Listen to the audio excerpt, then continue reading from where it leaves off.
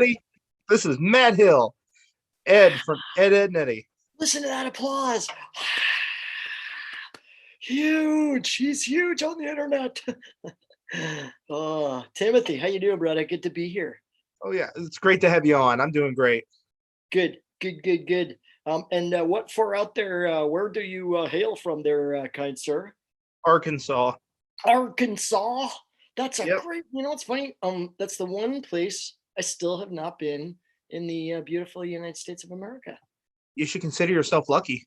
Oh, is it one of those no-go states? It's one of the most boring states in the world. We'll just. What? No. Oh, Isn't yeah. isn't Bill Clinton from Arkansas? Uh, who from Arkansas? Isn't Bill Clinton from Arkansas? Exactly. Oh, that's now I see. Well, you know what? On this run we did around North America, we scooted just underneath the great state of Arkansas. But actually, I actually have a bit of a heart connection to Arkansas. One of my bestest friends in the whole wide world. God rest his soul. He went to heaven a little early. His name's Don Davis, and he's a quite a famous actor. Was in a whole bunch of movies before he passed away. But he's from the great state of Arkansas. So, you know, so I know two people from Arkansas now. Yeah, me. Yep. And Don. And I'm your mug guy too. So, well, there you go. That's it. Oh yeah, that's right. Thank you for the mug. It's really awesome. I literally I actually drank coffee in it this morning, and it's in the dishwasher right now. So that, you know, because I'm, you know, taking care of it and stuff. So I'm actually glad to hear you use it. So many other people that I send them to, they're like, I don't want to use it because I don't want to fade it. Oh, whatever. You know, if I fade it, then I'll just like to say, like, hey, could I have another one? I've got plenty. Sweet. And I even dressed for the occasion today. Wow, look at you. Cowabunga, dude. Right on. So what was it like working in the Next Mutation? Next Mutation actually was it was fun because originally they'd asked me if I wanted to get inside like the turtle suit again, after obviously being in Turtles 3. And at that point I was like, you know what? I feel okay have been in the suit in the movie. So they asked me to do the voice for Raph, and I thought, you know what, it was a nice way to complete the character and have like a, you know, a full round experience playing this iconic character that's you know, like once again, it took me years meeting fans over the years that like made me realize just how popular this, you know, not me, but how popular, say, the Turtles were. And I got to be a part of that, you know what I mean? So it's so it was, yeah, it was kind of like a wow, this is kind of like, it touches a lot of people's lives, you know? So yeah, I mean, me and Raph have had a, you know, it's kind of funny actually. We're in like, I think our 29th year, because it was like, if my math is correct, 1992 was when when we filmed Turtles. Sorry, I keep referring to Turtles, the movie, because that was when, obviously, for me, the journey with Raphael began. Right, so it's kind of neat. I'm on my 30th year almost, and then the mutation was what, 1996 or 97? I think it was 97. 97, yeah, I think so. Yeah. But you know, that was such a fun thing to be a part of too, because like I said, I knew what it felt like being in the suit for, you know, 14 or 18 hours a day kind of thing. So it was neat to be able to just, you know, lend my voice to him for this side of it. And the series was a lot more I don't know, it felt like it was just more cartoony because they kind of like honored the silliness of it too, which I thought was pretty cool. You know, that would be my plus for it, you know. Speaking of the third movie, I actually had a Turtles actor on the show not long ago from the movie. Robbie. No, Robbie Wrist? Yeah. Dude, what a talent, hey? Oh, I love him. He's fantastic. Yeah. When I think of Turtles, I'm like, oh yeah, Robbie Wrist. He's the dude. He's the man. You know, it's I mean, because I mean, I'm sure he sort of said, well, obviously his take on it, I'm sure he kind of said similar things of going like, wow, this thing was just like a, you know, like this phenomenon that maybe he realized it earlier on because he was part of it from, you know, from the beginning, right? So for him, he kind of got to see, you the huge snowball effect of, all these fans all around the world, right? Oh yeah, Yeah. think we went on the interview straight, just talking turtles to the whole Yeah. thing. Oh yeah, for sure. Yeah, yeah, yeah. That's cool. Well, that's so awesome. So glad you got a chance to talk to him, man. Like I say, I've always heard just nothing but top shelf things about him. So, what was it like working on the best Cartoon Network show ever, Ed, Ed, and Well, Eddie? what are you saying that was the best one ever? I would humbly agree with you, lad. Being on Ed's was same thing. What a gift!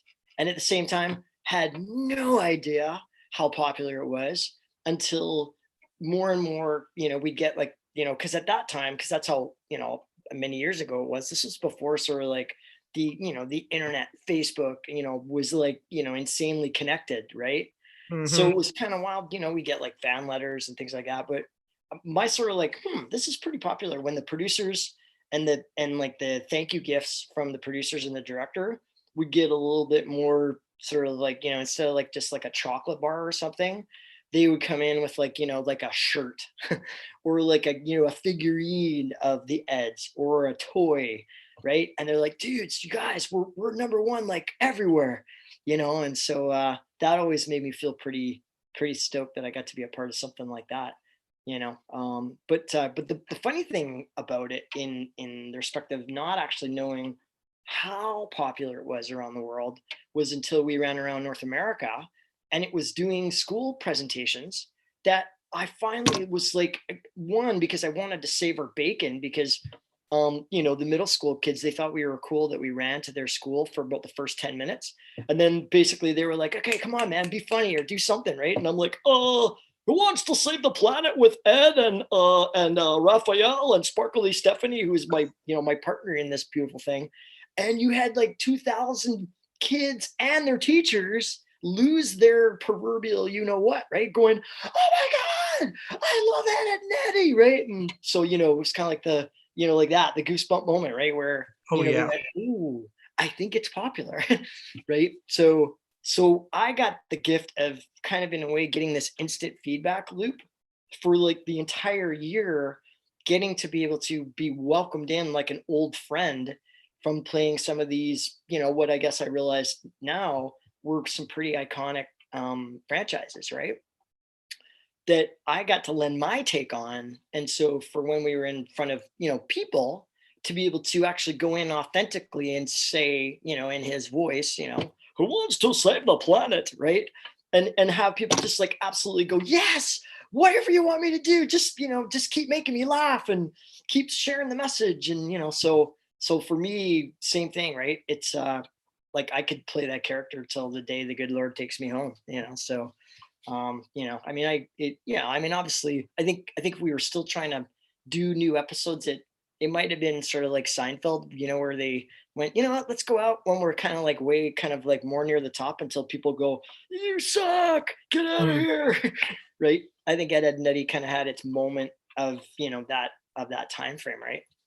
I you think know what it is it's a timeless environment kind of yeah, setting for a show, yeah. and you got to relate it a lot to summertime. I watched it every Oh, summer yeah, when I would get out of school, especially in elementary and yeah, middle. It was like my guru show. I would just constantly watch it. yeah. Oh yeah, for sure. It's like, well, the same thing. I mean, I guess in a way, isn't that the beauty of sometimes a creative process like this, that kind of just all, for whatever reason, all the cylinders fire at the same time? So because I think, because some people say, well, yeah, but reboot it now and do another one, and I don't think it would fly the same way, because kind of like that moment is, that ship is kind of sailed. Hmm. Even though they're playing it on, in reruns and things like that, but that's different, right? I think that it was perfect for the, how many did we do? 8 seasons, I think. I think altogether it was about five, Oh, five? Yeah. Okay. but if you want to count the movie as one Yeah. big episode. Yeah. Yeah. Yeah. Okay. So yeah. So half a decade to play this, this character. What a gift, man. And same thing. Everybody who worked on the show, you could tell we're sort of doing that same vision of just going like, okay, Danny has, who was the creator, he's got this vision. He's not going to let it go. So even like, so for us in a take, if Ed's not laughing the way that he wanted him to laugh in this moment, he'd be like, no, do it again. Right. And so I'm like, how am I doing? Right. And he'd be like, just keep laughing until you get it. Right. And then, when I got it right, then they'd let the take go. Right. But it was cool because it's the only show I've ever done that we never had pickups. So we never had to sort of fix stuff afterwards that didn't work. Right. So I hand that a lot to not only Danny as the creator, but also every single person that was a part of it creatively, because everybody was sort of in that same funnel to go like, oh man, this is awesome. Let's just make it the best we can make it. Right. So, kind of like the Stones going on tour, right? Yeah. They're like, yeah, we went around the world, man, and I'm spent, good night. We did 5 years and then we're like, all right, London, yeah, Arkansas, good night. We're going home. So, What was your favorite moment with Ed? Your favorite quote that he ever did? oh my God. Kick my feet, kick my feet, kick my feet. For some reason, I love that line because I remember the moment because he was just literally, literally coming through the scene on the back of a boat, right? Or whatever the hell I was on, a log or something. I can't remember, but I was doing something and I remember that line. And I've used it lots. I mean, when I talk to people, and they're saying, well, can you give me some advice? I'm always just like, kick your feet towards your dreams and be you, mister, because everyone else is taken. It's so that's one. I love the Christmas episode because for me personally, Christmas is one of my favorite times of the year. But I love when Ed just completely destroys the house, putting gravy cakes and what do you call it, gravy cakes and milk out for Santa, right? It's just like he's so happy, and that's me if I could like go and like destroy houses by pulling the lights through the walls and like getting everything ready for Santa Claus. It's just like I like the perfect. I like the Christmas in July episode. Yeah, exactly. That's good. Yeah, and I mean, I think the what do you call it? The Lothar was that Halloween? The what the heck was it? Was it the Lords of Lothar? Or like what's that? Whatever that one was. I like that one too. I I'll like probably I think my favorite episode, and this is an average episode, I think it's from season 2, is where Mhm. they all go to the beach. Yeah. Chameleon Man. Exactly. Oh yeah. Like I say, this is to me like it was cool because it was the first show I've ever done where like literally I remember the director coming to me after the first few episodes and going like, okay, we're only going to tell you this because usually as an actor, you study your lines before the show. You learn your lines before you know, like everything that's going on in the scene so that then when they yell action or record, right, you can step up and do what you got hired to do. But with Ed in particular, Single D, they wanted him to just always come out of like as they said, they like we want him to just when you think he's gonna come in sideways, he comes up from below. Or like just before, like that. Like he'll say the stupidest things, but yet they're so brilliant. And they wanted him to always kind of come off like that, right? And so they said, so you're the only guy I will ever say this to. Don't read your lines beforehand. Don't study it. Just know like a little bit of what each episode's about before we record. Because like the first few episodes, oh my God, it was so stressful because they're like, be funny. What happened to your audition? You were so just like out there, right? And so then I think they finally realized, oh, because I was thinking about it too much, right? So they're like, throw the script out, man. Come in from below. So that's good. So every other show I tried to do that after, and they're like, oh no. You got to learn your lines, man. You got to learn your lines. Did you actually get to record with the group in the room, or was it? The three Eds, yeah, we did. Well, the first episode, I remember it was really long, and because it was the one time that all the cast were together, and because it was so long, because they were still trying to figure out what the hell they wanted us to do. So I think afterwards, for budget reasons, and also for so that every episode didn't take like 3 days to record, the Eds then would record. So like the rest of the cast would record in the morning, and then the Eds would come in the afternoon and record. So it'd be a full Ed, Ed and Eddie day, but right, but you'd have So, and that was crazy enough. I mean, I wish that we would have been able to record, every week with everyone, because the rest of the cast, oh my god, they're so funny, Like But like they also, Peter, oh like my god, Peter is Rolf. he's like kills me, right? I mean, he's so funny. Like he just like I still to this day, like every time I talk to Peter, I'm total like I'm dying laughing because he's just so funny, Oh And now thanks to him, Rolf is now considered Goku because of the memes. I remember when I would tell people, I was like, he played Goku, and he's like, Rolf was Goku. It makes too much sense. yeah, yeah, exactly. Like, wait a second. Yeah. Well, I mean, and also too, I think that once again, that's an ode to, I think Pete's innate talent. It's I mean, have you ever seen his film stuff and Mhm. being, like in TV shows and stuff? He I is so funny. One cameo, even though I know the movie is terrible, Mm. is from I'll Be Home for Christmas, where he's the angry bus driver. And Totally. Yeah, it's a terrible movie, but I never as soon saw as I that. heard him speaking, I'm Yeah. like, I was telling somebody I was watching with him, like, that's Rolf. Yeah, they're like, what? Yeah, so Like it is. it's Rolf, I swear. Absolutely. Oh yeah, man. But so what else? Oh, so what was it like recording on Inuyasha? Yeah, you know what's wild? That same thing.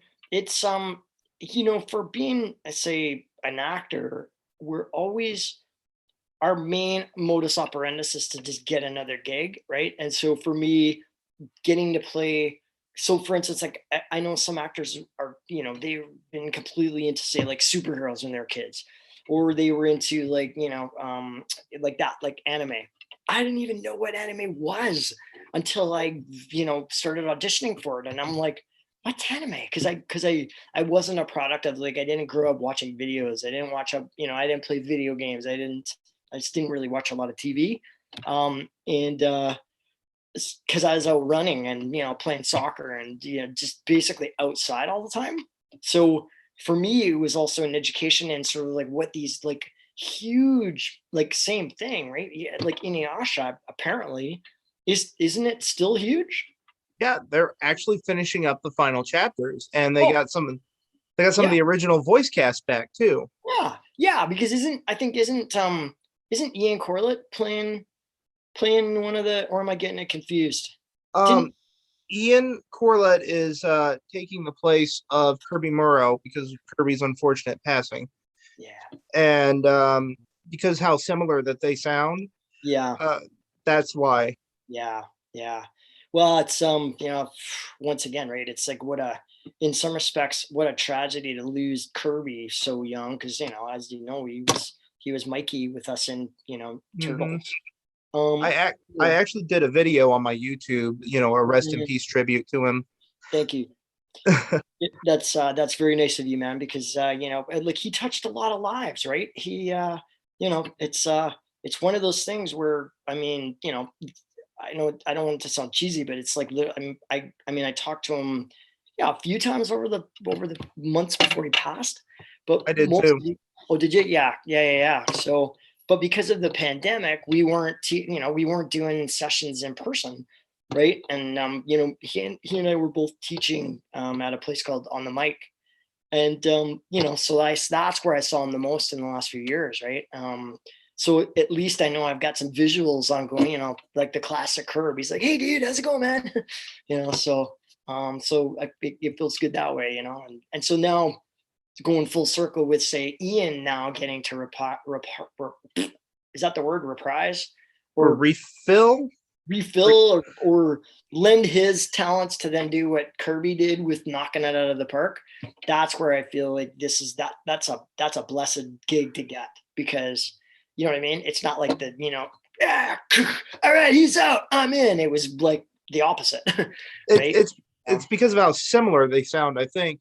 Yeah, Which is funny because after Ian left as Goku in Dragon Ball Z, Kirby took over as yeah, Goku yeah, in exactly. the Ocean Yeah, dub, which I mentioned that in my video yeah. when I was doing the Ocean dub versus the Funimation dub. Right, right, right. Yeah, yeah, yeah, yeah. No, that's yeah, I mean it's wild. I mean, like, I mean, I feel blessed that I knew him, and at the same time we worked together. And then every Christmas he's in some of those classic Hallmark movies that thankfully they film so much in Vancouver, right? So Oh yeah. posse, we all get to, even though we don't get to work together a ton anymore, but it's nice to be, hey, there's so and so. This is so great, so. Oh yeah. So what would you say is the character that stresses your voice out the most? Stressed my voice out the most? Yeah. Or ah, man. Well, I mean, definitely a few of the epic screams that Ed had to do. I definitely, what's the word? I definitely tasted a bit of blood Oh at wow. the end. Had a, so yeah, there was a couple of marathon sessions where even I was going like, do you not think you got it already? Right. And Danny would be like, no, so do it again. Right. So, yeah. It's funny because we always called it like one of the three Eds inadvertently, for whatever reason, would think, oh, it's not going to be us today. Awesome. And then one line down the road, maybe a couple minutes later, it would not be heard the right way in the creator's eyes or the director's eyes or whoever was also saying, no, no, no, that's not right. And we know, because then they go, oh, actually, can you just do that again, because it doesn't really sound quite right or whatever. And you're like 30 takes later, going like, how do you get water from this thing here, right? And it's just like, oh yeah. So a few times I was just like, that tasted like blood.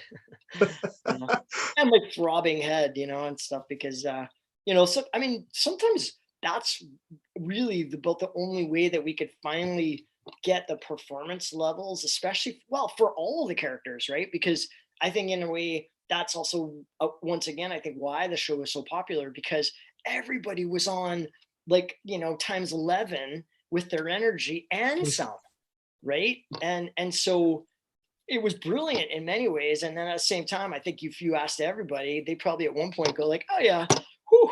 I mean, I used to sometimes go home and like, I got a pretty big battery, but I felt like I'd finish and then I'd pass out on the way home, because I was just like, okay, okay. I wore a headband, and I literally would have to go dunk my head and like, because I'd be soaked. I was like, so, all for the craft, man. All for the craft. Hey, it's an art form though. Yeah, yeah, yeah. Was So Danny Antonucci pretty nice or? Danny's, you know what, Danny, where I have so much respect for Danny is because he had a vision for the show and he never wavered on it. So even though sometimes, like, we don't hang out, we never hung out, kind of thing. But I know what I feel grateful for is everybody was into that vision. And so when it got really tough, we all just kind of dug in and went, all right, let's do this, because Danny's the first to be here. He's the last one to leave late at night, kind of thing. Right. And so I have a lot of respect for that, you know. It's yeah, I mean, it's like everybody that I get a chance to work with, right? There's always some have become like my best friends that I, hang out with all the time. And others that, you go like, wow, we had this really great agreement to do this show or this, this project together. And, and that's all you're meant to do together, which is great, So I just try to live that way. Right. So, but I'm always inviting people to come for a run with me. That's for sure. I'm like, but nobody's taking me up on it. I don't understand why. Maybe the pandemic, or maybe you're too fast. Well, no, I'm pretty slow, but I'm just out there all the time. So, I I always, obviously, I obviously need to go out and run, but wow, you doing great, mister. You just keep being you, buddy. You keep do you. It's good. is there any projects you would actually like to work on? Ooh, that's a good one. Like currently in production? Yeah, or was there ever like a character that you auditioned for and you really wanted the character but didn't get the role? Yeah. Yeah, the part of is this okay? Is this recording? Like the part of Superman? No, I'm just kidding. I have no idea. I was trying to say something funny. It just didn't work. It's just I should just go. Wanted I'll to be just Superman, but I couldn't fly. yeah, exactly. Yeah. No, it's funny. I like in terms of say voiceover, yeah, there's I mean there gosh, you're trying I yeah, actually no. I can't actually say with all honesty that because I more believe that the ones that I didn't get, I mean, I read for a whole bunch of stuff. So the ones that I got, I've always felt very grateful because obviously I was meant to do them because I ended up sort of, you know, without sort of cheesy, it's like, all right, I passed the audition, right? And so that as an actor, for me, that's all we can ever do, right? And so because there's so many projects that like, sometimes for whatever reason, you read for like 10 and you don't get any of them. For me, it's been the only way to be able to just move forward is to be able to go, you know what, that's awesome. I did my work. I did the best I could do. I didn't have an agreement to, to work on that one. Right. So then it just doesn't make me feel sad that, I didn't get it. But yeah, so the ones I get, I work my butt off on. The ones I didn't get, I go, hey, have fun. So Do you have any memories of Captain N, the game master? wow, that's going back. I do, man. Captain N, with it being my first, like, sort of for me being a young kid in Canada, I grew up in a small town called Tawasin, which is literally right on the border with your fine country. And I always would go down to this spot where I would go run in the trails, and it literally would have me sort of end up looking like right, almost basically like right into America. And when I knew I wanted to be an actor, I was always like, all right, one day I'm gonna do a show, and I'm gonna do something in America. That's all I knew I wanted to do. And so without realizing it at the time, that was kind of profound because for me, then getting my first sort of like bona fide Saturday morning cartoon, because that's what I grew up on, right? Is watching the classic Saturday morning on, NBC or, like whatever, right? So for me to then score, this role in Captain Nintendo, for me, that was a big deal because I was like, oh my God, I've never even been to LA, but I get to be in a show that's, to me, that was like out of Hollywood, right? So, I mean, I was horrible in it. I was like, oh, I thank God we had other people like, that were like 10,000 times better than me. So they also were really kind and helped me, learn my craft better, right? And so, I mean, I heard some of those early episodes, like, oh my God. I mean, I had a lot of heart, so that's good. uh, I was always wondering, did your pitch for Ed's voice actually change as the show went on? Because I noticed his voice was slightly deeper in the first season. You know what I think that was? Honestly, I think that was like fatigue. Honestly, I think because he screamed so much.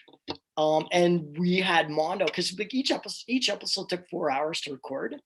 And so imagine if like in a way, well, plus I was doing a bunch of other shows too. So I actually think it wasn't to me, that wasn't a vocal pitch that I tried to do. I think my voice just changed, right? You know. Yeah, you said the first season was exhausting, so I think I Oh could I think I yeah. could hear the first season exhaustion in your voice. Just Yeah. Well, when so, I mean, talk about thankfully I'm a marathon runner. So I mean I kind of know how to go like, okay, note to self, I can't, basically I can't blow my vocal cords out in like 3 episodes or I'll get fired for one. Right. So as an actor, right, it's like, okay, all right, do what's sustainable. Right. So, but yeah, definitely, I think that I don't even know what season, but definitely when it was done, I won't lie and say I wasn't happy that it wasn't done. Cause I felt like we'd kind of like really done what we needed to do. And I was really proud of, I'm proud of what we got to do, and like I say, dude, for me to then go around because literally when we finished the last recording of Ed and Eddie, so like the what is it, like the last picture show, right? mm-hmm. Literally a few days after recording that was when I ran around North America on our tour Run for One Planet. So little did I know at the time, like I said, I was about to receive the biggest gift, being the voice of Ed and Raphael and Tenderheart and Care Bears and stuff like that, right? So I thought I was sort of quote unquote leaving the biz because we were going to go run and speak to kids. But little did I know that, in those 260 school presentations, it was going to be, it was basically like being in a cartoon session every single day, right? Because I got to be like, hey, everybody, how are you doing? Oh, you are sparkly. Wow. Right. And have like everybody that be the instant feedback loop for us to be able to continue to share this message with people. Right. So I'm like, wow, what a gift. I felt so blessed to be able to do this, right? So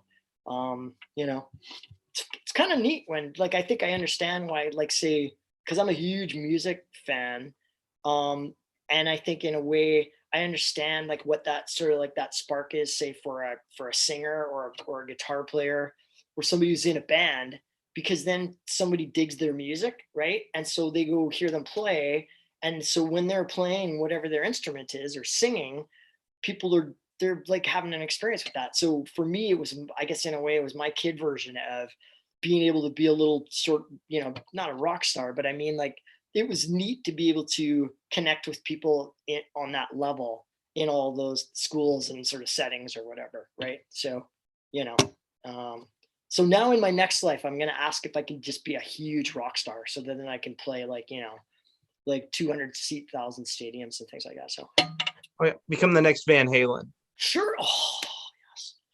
Oh, rest in peace, Eddie Van Halen. Yeah.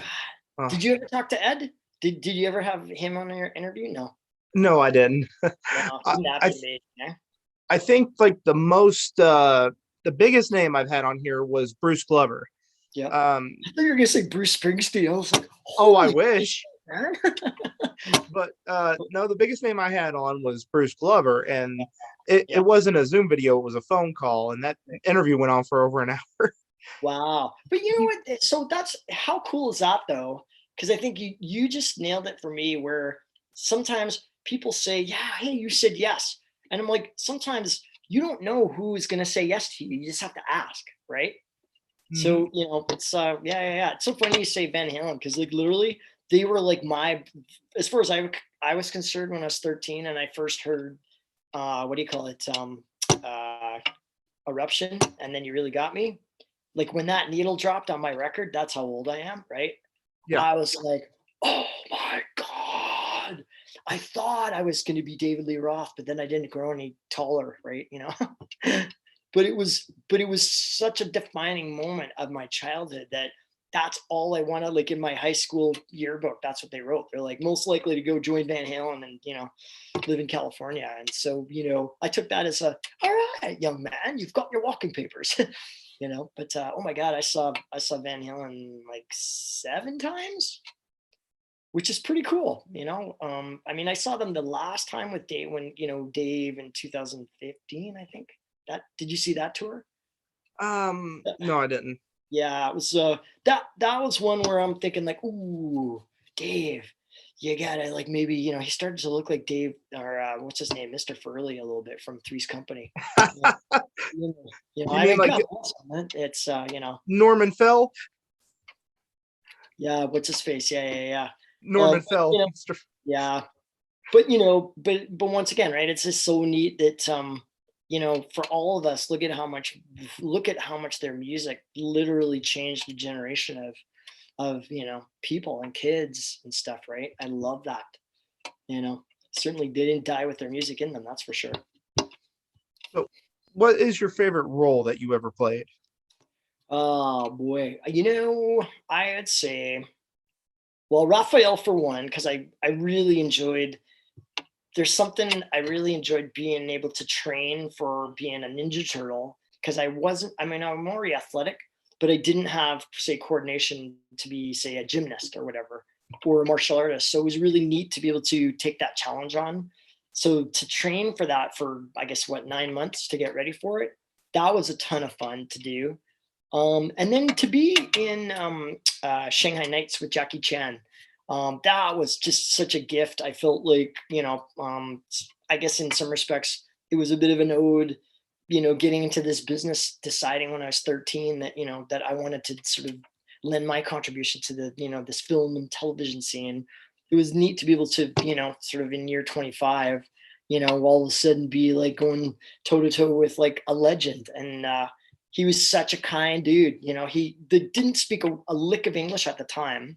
Well, I mean, he spoke a little bit, right? But so all his lines, he had them written phonetically in Cantonese, right? So it was neat to watch him and do his process, and act with me. And then every time we had a break in filming, he would just pick up things on the set and just start juggling everything. The guy's a master. He's amazing. Such a cool dude. So, you know, so yeah, that I knew leaving that set, I was like, you know what? If I'm meant to do anything else in film, okay. If I'm not, I'm a happy camper, because that for me was just like, it was yeah, it was just fun. It was good. Well, I do want to say thank you so much for coming on. It's been Oh, an honor to have you as a guest. dude, such an honor to be here too, man. And thanks again for the cup. That's You're, great. you're welcome. Absolutely. And yeah, man, thank you for real, man. Just keep doing it. And like Ed would say, right? Keep asking people and kick your feet towards your dreams, Mr. Timothy.